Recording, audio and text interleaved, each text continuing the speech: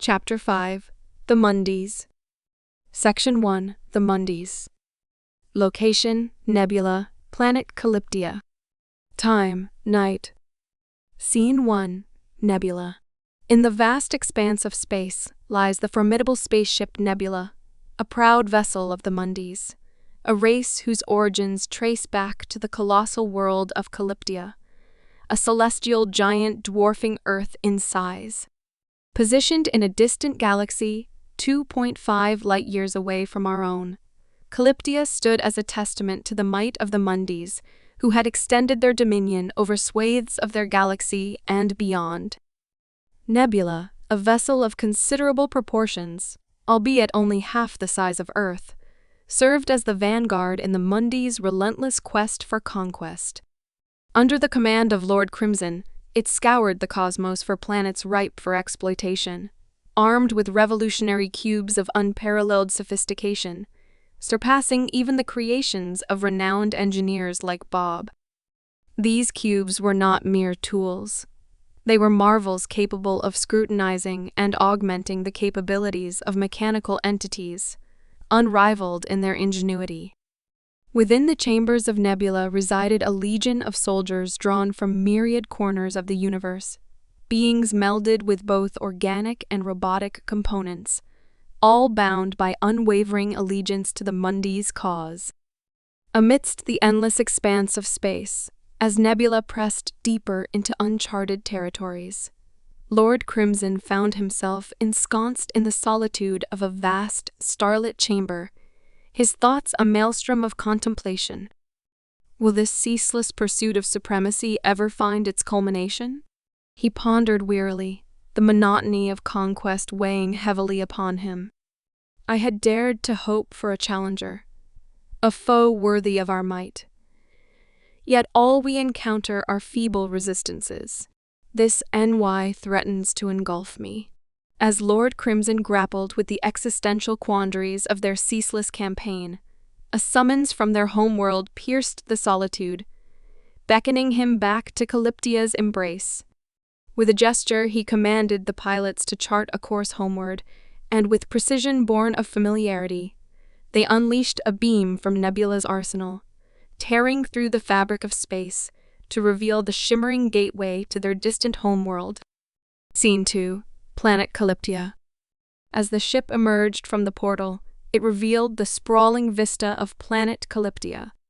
The landscape was adorned with magnificent, gleaming structures, a testament to the planet's remarkable technological prowess. Stretching across the terrain were countless portals, each connected to a massive bioreactor. These portals, marked with the insignias of conquered planets, formed a vast network designed for the transportation of bodies to feed the bioreactor's insatiable hunger. Before these bodies entered the bioreactor, they underwent scrutiny, sifted for those suitable for transformation into soldiers akin to those aboard Nebula. The remainder were consigned to the bioreactor's depths, where they were transmuted into an energy source, fueling the planet's operations. As the colossal ship slowly descended to its designated landing zone, bodies cascaded from numerous portals, cascading into the waiting maw of the bioreactor, each meticulously tallied by a monitoring device. Scene 3 AI Serinity. Upon his return home, Lord Crimson swiftly employed instant transmission to transport himself to a dimly lit chamber. Within this secluded space resided Serinity, an advanced artificial intelligence endowed with unparalleled capabilities. Serinity possessed the extraordinary ability to engage in telepathic communication with other technologies dispersed across the cosmos, swiftly analyze vast swathes of data to yield precise insights into entire civilizations, and most remarkably, forecast future events with uncanny accuracy. As Lord Crimson materialized within the chamber, the AI stirred to life, casting a soft, luminous glow of azure light. "Welcome, Lord Crimson. I trust your journey has left you unscathed," greeted Serinity, her voice resonating with a gentle, feminine cadence. "Why have I been summoned?" I trust this deviation is not indicative of a significant issue, Lord Crimson responded, a hint of curiosity lacing his words. Serinity, ever efficient, promptly replied, Not presently, Lord Crimson. However, I have perceived a vision of an enigmatic figure endeavoring to terminate your existence upon a planet situated millions of light-years distant from our own. You were dispatched on a mission to quell a burgeoning rebellion against our forces on this very planet. Alarmed by this revelation, I promptly relayed the information to your superiors, prompting an urgent summons for your immediate return. Intriguing. And the identity of this planet? Inquired Lord Crimson, a faint smirk playing upon his lips, betraying his eagerness for confrontation with a worthy adversary, an elusive prospect amidst a history of lackluster opponents. Regrettably, Lord Crimson, I am bound by the directives of your superiors and thus unable to disclose such information, Serinity responded dutifully, her tone tinged with a sense of deference to authority, even in the face of Lord Crimson's inquiry. Visibly discontented yet resigned to accept her response, Lord Crimson simply nodded, prompting him to query, Very well. What course of action do you propose? Serenity's response was unwavering, delivering her instructions with a tone of unwavering authority. You are instructed to remain stationed and engage in rigorous training until further directives are issued. Her words left no room for negotiation, underscoring the imperative of Lord Crimson's compliance with his superior's mandates. Is there a particular reason behind this prolonged period of preparation? Inquired Lord Crimson, his tone tinged with a hint of skepticism. Serenity's response came swift and unwavering. Your superiors harbor concerns for your safety.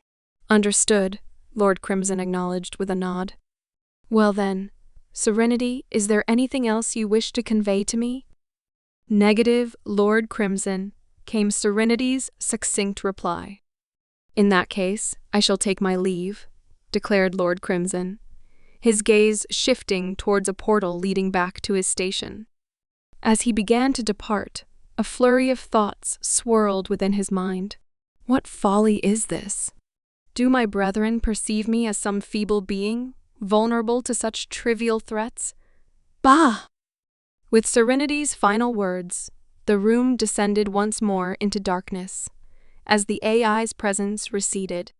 Section 2. Waldo's Dilemma. Location: the Dark Star Tower. Time: night. Scene 1. Waldo's thoughts.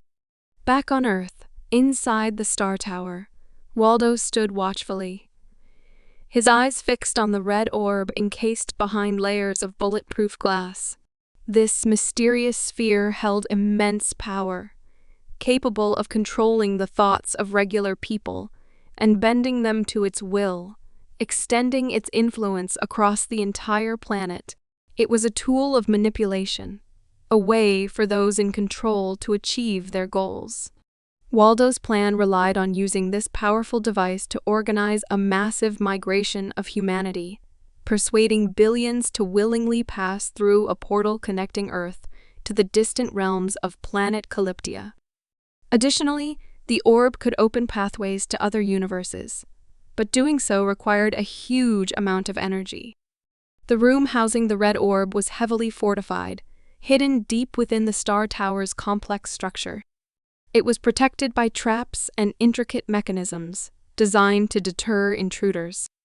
Only Waldo knew how to navigate these dangers, his palm prints serving as the key to disabling the traps and accessing the orb. As Waldo pondered, doubts flooded his mind. He wondered about the consequences of his actions. Why did Lord Crimson require such a vast number of people this time? What was the purpose behind harvesting the lives of Earth's inhabitants and those of other races? He thought to himself. This wasn't the first time such a request had been made, and Waldo feared what might happen if the demands continued to escalate. Yet, he couldn't ignore the debt owed to those who had saved humanity from destruction. Without their intervention, humanity would have been wiped out by other alien forces. However, he knew he must proceed cautiously. The gradual removal of billions of people couldn't draw undue attention from the public. With Earth's population reaching 9 billion, some sort of management seemed necessary, even if it meant making difficult choices about who should stay and who should go. Before taking any drastic action, Waldo knew he needed to consult with the Five, hoping their wisdom could guide him through this dangerous territory.